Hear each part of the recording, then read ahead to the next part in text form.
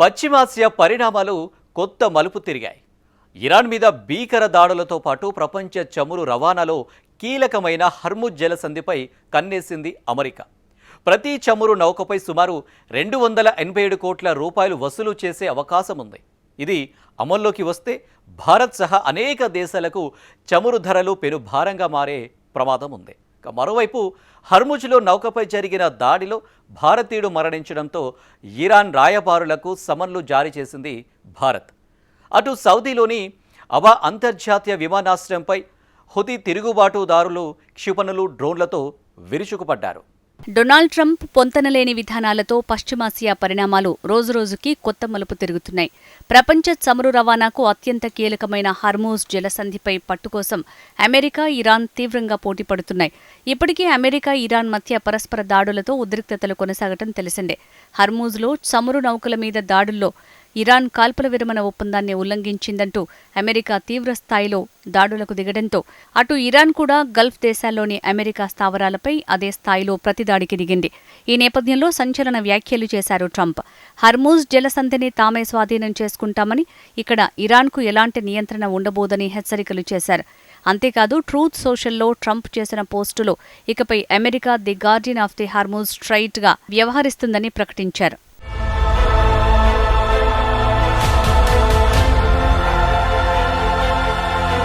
Iran ఇప్పటివరకు అమెరికాతో కుదుర్చుకున్న అనేక ఒప్పందాలను ఉల్లంఘించిందని, గత 47 ఏళ్లుగా ఇలానే వ్యవహరిస్తోందని ఆరోపించారు ట్రంప్.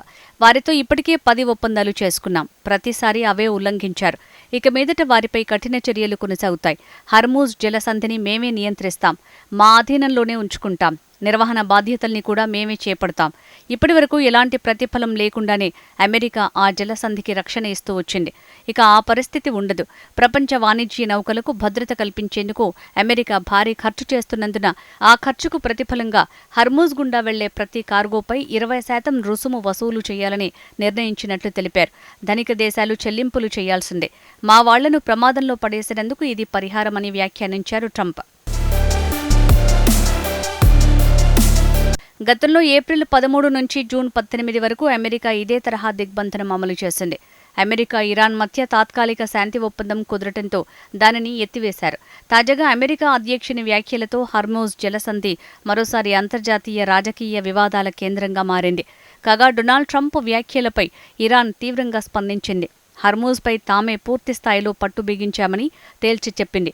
గత నెలలో కుదిరిన మధ్యంతర శాంతి ఒప్పందం ప్రకారం జలసంధి గుండా జరిగే రాకపోకలను నియంత్రించటానికి, నౌకల నుంచి అవసరమైతే రుసుములు వసూలు చేయటానికి తమకు హక్కు ఉన్నట్టు ఇరాన్ చెప్తోంది. హర్మూజ్ జలసంధి ముమ్మాటికి మా భూభాగమే. ప్రపంచంలోని మరోవైపు నుంచి వస్తోన్న దుష్ట సైన్యం, శిశువులను హత్య చేసే సైన్యం ఇందులో జోక్యం చేసుకోవటాన్ని మేం సహించమని ఇస్లామిక్ రెవల్యూషనరీ గార్డ్ కోర్ హెచ్చరించింది. హర్మూజ్ జలసంధిలో ట్రంప్ చెప్పినట్టుగా 20% టోల్ ప్రతిపాదన అమలైతే అంతర్జాతీయంగా చమురు ధరలు భారీగా పెరిగిపోయే ప్రమాదముంది. దీని ప్రకారం లోడ్ చేసిన ప్రతి చమురు సూపర్ ట్యాంకర్ నుంచి $30 మిలియన్ అంటే 287 కోట్లు వసూలు చేసే అవకాశం ఉంటుంది. ఇంధన వ్యయం భారీగా పెరగడంతో అమెరికాతో పాటు ప్రపంచవ్యాప్తంగా చమురు ధరలు, రవాణా ఖర్చులు, ద్రవ్యోల్బణంపై కూడా దీని ప్రభావం పడే అవకాశం ఉందని నిపుణులు హెచ్చరిస్తున్నారు. ఇప్పటివరకు ఇరాన్ ఇక్కడ ఒక్కో నౌకపై $2 మిలియన్ మాత్రమే వసూలు చేస్తోంది. ఇది కూడా తాత్కాలిక ప్రాతిపదికనే కావటం గమనార్హం. కాగా హర్మూజ్కు నిజమైన సంరక్షకులు ఇరానేనని అన్నారు ఆ దేశ విదేశాంగ మంత్రి సయ్యద్ అబ్బాస్ అరాగ్జీ. ట్రంప్ 20% చాలా ఎక్కువ, మేమైతే న్యాయమైన రుసుమే వసూలు చేస్తాం అంటూ స్పందించారు.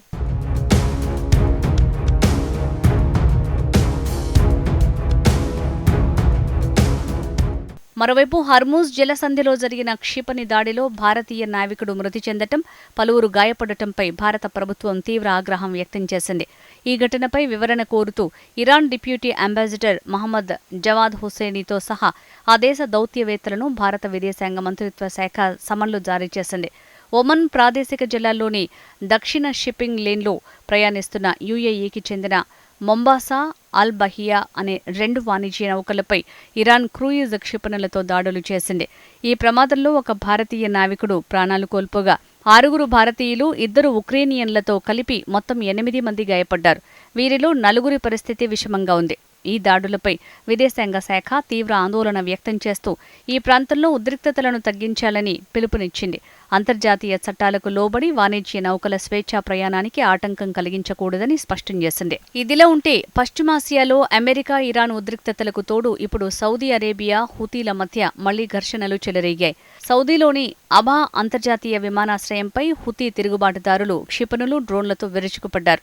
ఇరాన్ నుంచి హుతీ ప్రతినిధుల బృందాన్ని తీసుకువస్తున్న విమానాన్ని అడ్డుకునేందుకు యెమెన్ ప్రభుత్వం సనా అంతర్జాతీయ విమానాశ్రయంలోని రన్వేపై బాంబు దాడి చేయటంతో ఈ ఘర్షణలు ప్రారంభమయ్యాయి. ఈ దాడి వెనుక సౌదీ అరేబియా ఉందని ఆరోపించిన హుతీలు వాటికి బదులు తీర్చుకుంటామని ప్రకటించారు. అన్నట్టే దాడులు చేశారు. అయితే తాము ఆ క్షిపణులను అడ్డుకున్నామని సౌదీ తెలిపింది. అయితే వాటిలో కొన్ని ఎయిర్పోర్టుపై పడటంతో మంటలు చెలరేగిన దృశ్యాలు వైరల్ అయ్యాయి.